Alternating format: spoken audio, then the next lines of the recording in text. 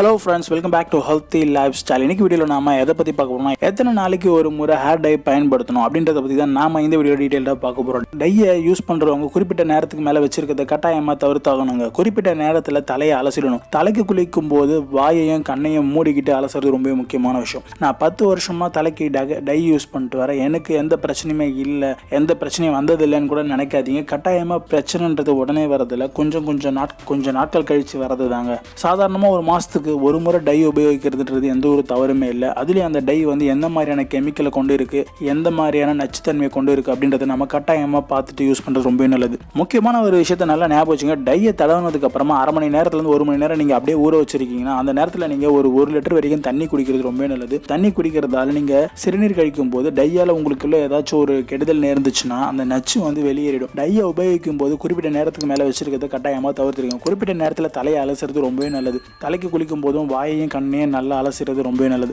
காஸ்ட்லியான டை தான் யூஸ் பண்ணுறேன், ஆனால் எனக்கு அது நிற்கிறதே இல்லை அப்படின்னு சொல்லி நிறைய பேர் புலம்புறதை நம்ம பார்க்க முடியும். தலைமுடி ரொம்பவே எண்ணெய் பசியோடு இருக்கிறவங்களுக்கு டை அவ்வளோ சீக்கிரத்தில் நிற்காது. நம்மளோட சருமம் வந்து சீபோன்ற எண்ணெயை சுரக்க ஆரம்பிக்கும். சருமத்துக்குள்ள செபேசியஸ் சுரப்பியின் வழியே தான் இந்த எண்ணெய் வந்து சுரக்க ஆரம்பிக்குது. அது முடியோட வேர்க்கால்களில் படிய ஆரம்பிக்கும். அதனால தான் தலைக்கு குளிச்ச 2வது நாளே தலைமுடி பிசு பிசுப்பாக மாறுது. தலைமுடியில் எண்ணெய் தடவுறது மாதிரியே இருக்கும். இந்த எண்ணெய் பசன்றது தலைமுடியில் போடக்கூடிய டையோட நிறத்தை எடுக்கக்கூடிய தன்மை கொண்டதுன்னு சொல்லலாம். எந்த டையுமே மாச கணத்தில் நீடிக்கணும்னு அவசியம் இல்லைங்க. அது மாதிரி நீடிக்காது. எது ஆரோக்கியமாக அப்படி நீடிச்சுன்னா அது ஆரோக்கியமானதே இல்லைன்னு தான் சொல்லணும். சீக்கிரம் நிறச்சாலும் மறுபடியும் டை அடிக்கிறதுல எந்த ஒரு பிரச்சனையுமே இருக்காது. அதனால நீங்க எந்த ஒரு டையை வாங்கினாலும் கெமிக்கல் என்ன மாதிரி காம்பனன்ட்ஸ் யூஸ் பண்ணியிருக்காங்க, முடிஞ்ச அளவுக்கு கெமிக்கல் இல்லாத நேச்சுரல் டையை வாங்கி யூஸ் பண்ணுறது ரொம்ப ரொம்ப நல்லது. ஸோ டையை ரொம்ப நேரம் ஊற வைக்காதீங்க, இதனால நிறைய பிரச்சனைகள் வரும். டையை யூஸ் பண்ணி ரொம்ப நேரம் ஊற வச்ச அந்த நேரத்துக்கு நீங்க தண்ணி குடிக்கிறது ரொம்பவே நல்லது. ஸோ இந்த வீடியோவில் நாம பார்த்த இந்த விஷயங்கள் உங்களுக்கு ரொம்ப யூஸ்ஃபுல்லாக இருக்குன்னு நான் நம்புறேன். இந்த வீடியோ உங்களுக்கு பிடிச்சிருந்தா கீழே இருக்கக்கூடிய ரெட் கலர் சப்ஸ்கிரைப் பட்டனை பிரஸ் பண்ணி சப்ஸ்கிரைப் பண்ணிக்கோங்க. கூடவே பக்கத்தில் இருக்கக்கூடிய பெல் பட்டனையும் கிளிக் பண்ணிக்கோங்க. இது மூலமாக நான் போடக்கூடிய வீடியோஸ் உங்களுக்கு ரெகுலராக நோட்டிஃபிகேஷனாக வந்துகிட்டே இருக்கும். நன்றி, வணக்கம். மீண்டும் அடுத்த வீடியோவில் சந்திப்போம்.